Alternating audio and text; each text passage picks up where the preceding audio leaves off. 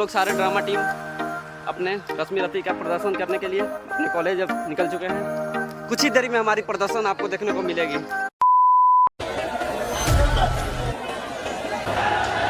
आज महाकवि दिनकर के जन्म दिवस पर हम सब उपस्थित हैं। हिंदी साहित्य के दो बड़े ऐसे कवि हुए जिन्हें राष्ट्र कवि का दर्जा प्राप्त हुआ। पहले मैथिली शरण गुप्त और दूसरे राष्ट्र कवि रामधारी सिंह दिनकर। तो आइए महाकवि दिनकर के द्वारा रचित रश्मि रति का एक छोटा सा गाथा, एक छोटा सा काव्य हम सब प्रस्तुत करने जा रहे हैं। महाकवि दिनकर कहते हैं, माता कांति सती कुमारी, उसका बदनाम हुआ था पर बढ़ती हुई पिटारी। सूत वंश में बड़ा हुआ सखा भी नहीं जन्नी कैसे निकला कर सभी हुक्मों में तब भी अद्भुत थी। यह कहानी है पूरे पुत्र करने की। तो आइए इसे शुरू करते हुए गुरु द्रोणाचार्य के दरवाजे पर कर ज्ञान की गंगा को प्राप्त करने के लिए आशा और विश्वास के साथ खड़े हैं। तो आइए महाभारत की एक छोटी सी गाथा को हम सब अनुभव करते हैं। आपकी प्रसिद्धि सुनकर आपके चरणों में आया हूँ आचार्य। आपसे धनुर्विद्या का दान पाने की आशा है। मेरे पिता महामहिम भीष्म के रथ के सारथी हैं। सूत पुत्र तो धनुर्विद्या सीखने का स्वप्न भी कैसे देख सकते हैं? क्या नहीं, उच्च विद्या पर केवल क्षत्रियों का अधिकार है। क्यों? नहीं, ऐसे नियमों को मैं मान्य नहीं करता आचार्य। ऐसी परंपराओं को तोड़ने में मैं गर्व अनुभव करूं। मनुष्य को तो उसका अधिकार होता है जो प्रज्ञान से, और वो जन्म से नहीं कर्म से प्राप्त होता है। चले जाओ, चले जाओ। तुम्हारा मुंह देखना भी मुझे सुना नहीं है। जा रहा हूं मैं, जाकर उनसे विद्या प्राप्त करूंगा जिन्होंने आपको विद्या दी।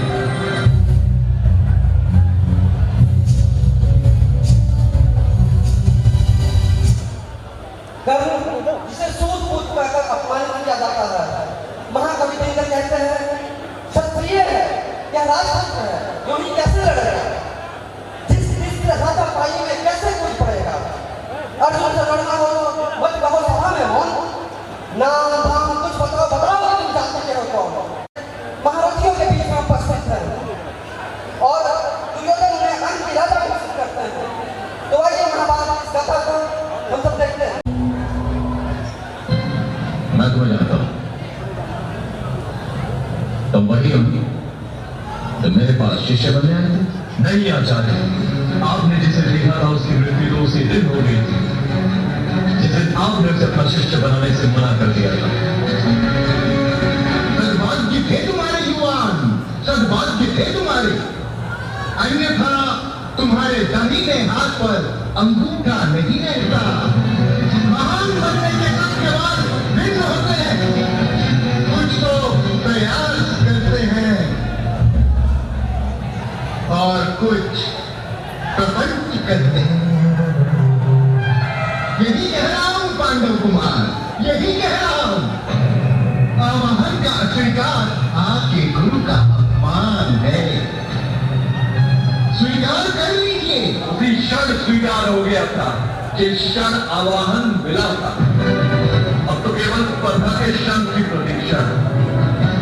राजकुमार, प्रतिस्पर्धा आरंभ करने से पूर्व यह जानना आवश्यक है कि आवाहन करने वाला कौन है।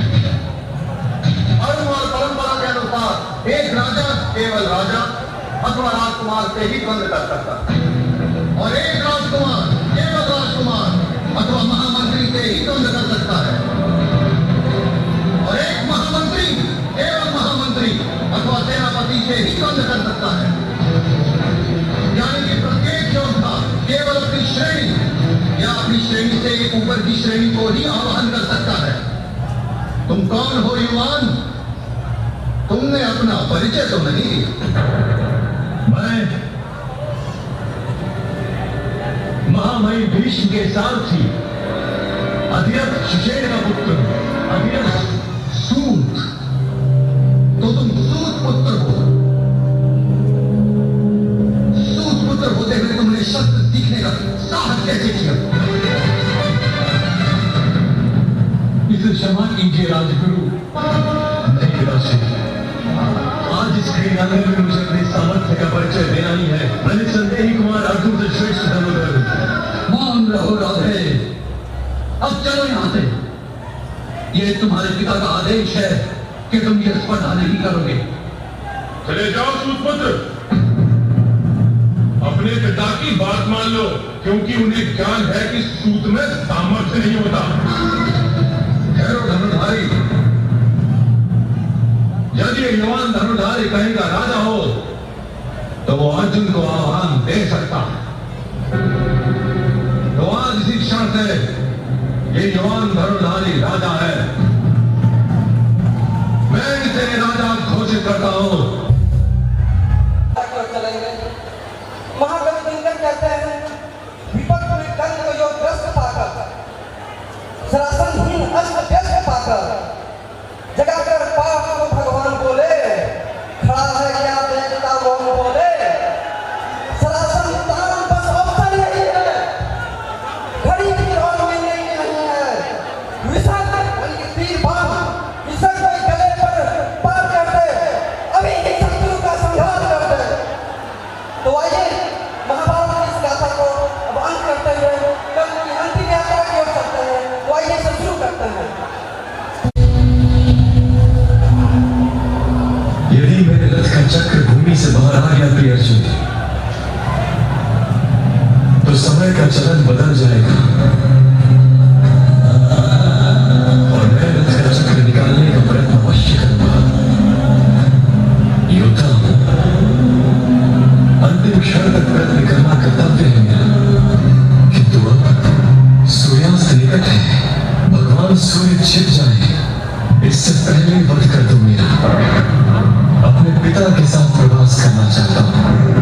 पूरे रात में अब केवल एक घड़ी शेष है पाठ। इस दफ्तर का लाभ उठाओ। अंगराज कर्ण को उनके पापों के भार से